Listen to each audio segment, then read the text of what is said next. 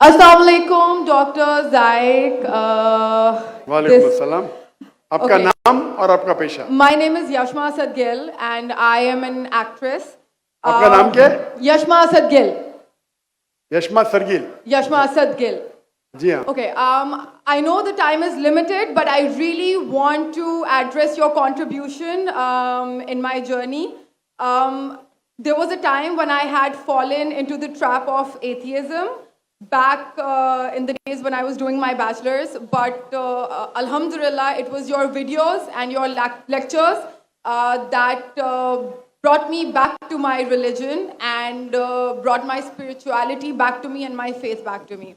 So alhamdulillah for that, and thank you for coming to my country and especially my city. You've been and you are my, I'm actually shaking right now, I'm so sorry. You're, okay, so the question is, pardon me if I say anything wrong because my knowledge is limited, but at the time when I was doing my research and I came across your lectures, there was everything else that I could understand, but one question still remains, which is that this concept of predestination, and then there is this one concept of us human beings and Jannat having free will, right?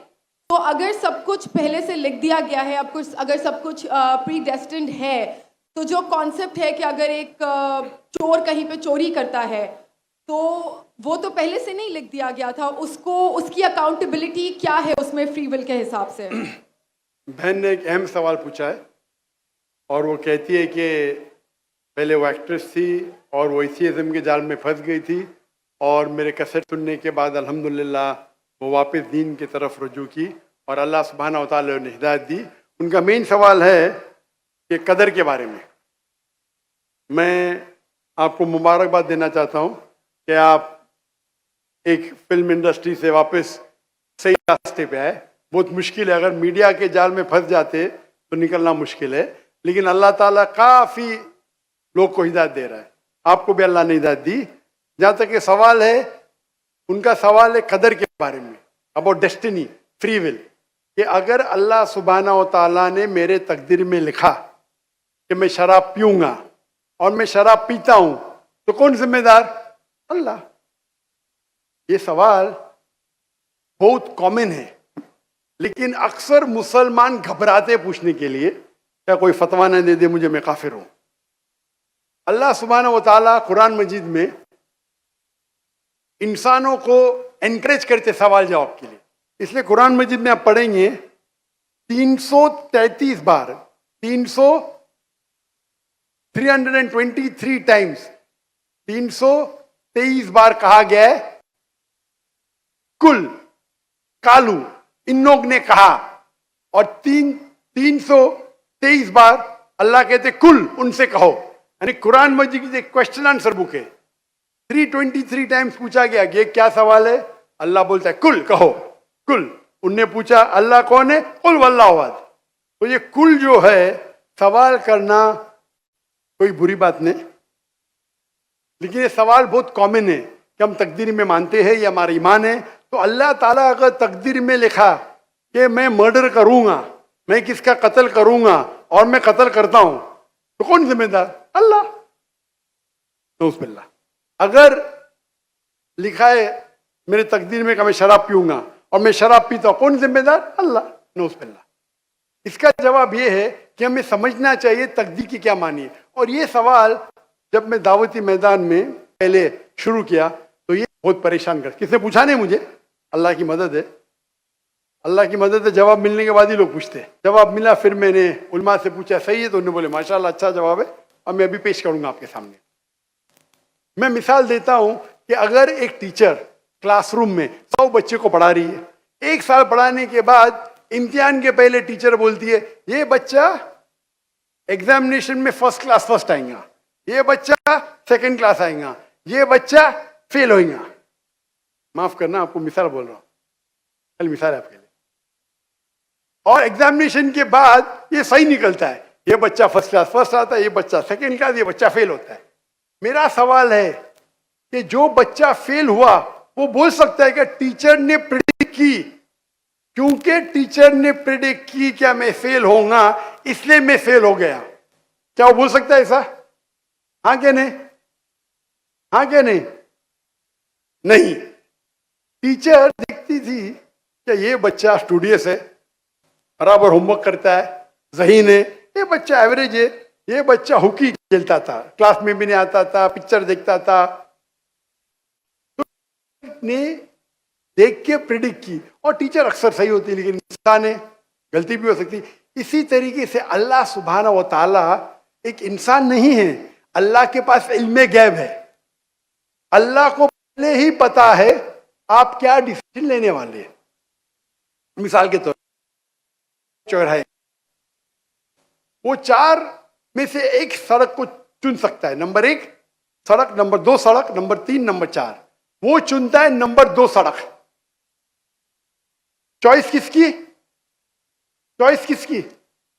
انسان کی. ہاں کیا نہیں؟ ہاں کیا نہیں؟ لیکن اللہ سبحانہ و تعالی کو علم غیب ہے کہ 5 تاریخ کو اکتوبر کے رات کو 1 بجے 1:15 بجے یہ چوراہے پہ آئیں گا. اس کے پاس 4 چوائس تھے, سڑک نمبر 1, سڑک نمبر 2, سڑک نمبر 3, سڑک نمبر 2 چنے گا. تو اللہ تعالیٰ لکھ دیتے تقدیر میں پہلے ہی کہ یہ انسان 5 اکتوبر کی رات کو 1 بجے 1:15 بجے سڑک نمبر 2 پہ چنے گا. تو سڑک نمبر 2 کس نے چنا, اللہ نے یا کیا انسان نے؟ اللہ نے چنا یا انسان نے چنا؟ انسان نے چنا. تو کون ذمہ دار, اللہ یا انسان؟ اللہ یا انسان؟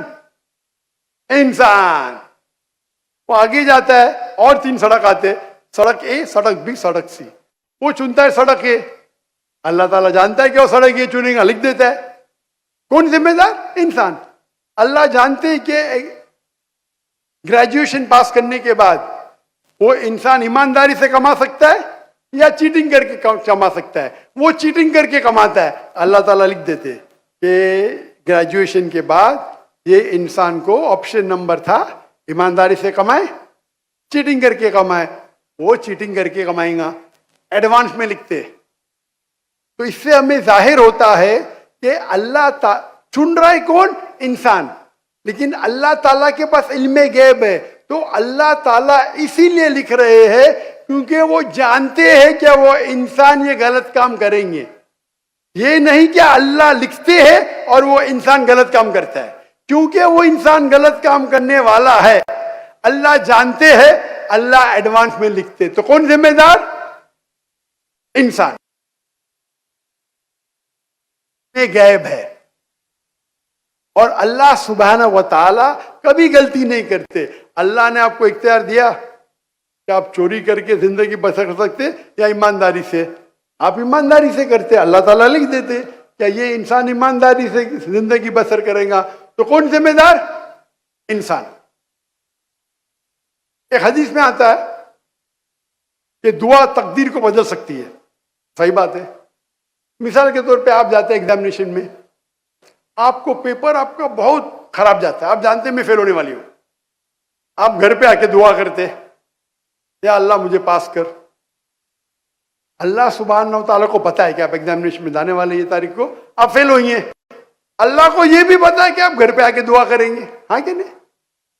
اللہ کو یہ بھی پتا ہے کہ اللہ دعا قبول کریں گے کہ نہیں. اللہ دعا قبول کر لیتا ہے. تو تقریر میں لکھا ہے یہ لڑکی ایگزامینیشن میں جاتی ہے, فیل ہونے والی تھی, گھر پہ آ کے دعا کرتی, اللہ تعالیٰ دعا قبول کر لیتا, اسے پاس کر لیتا ہے.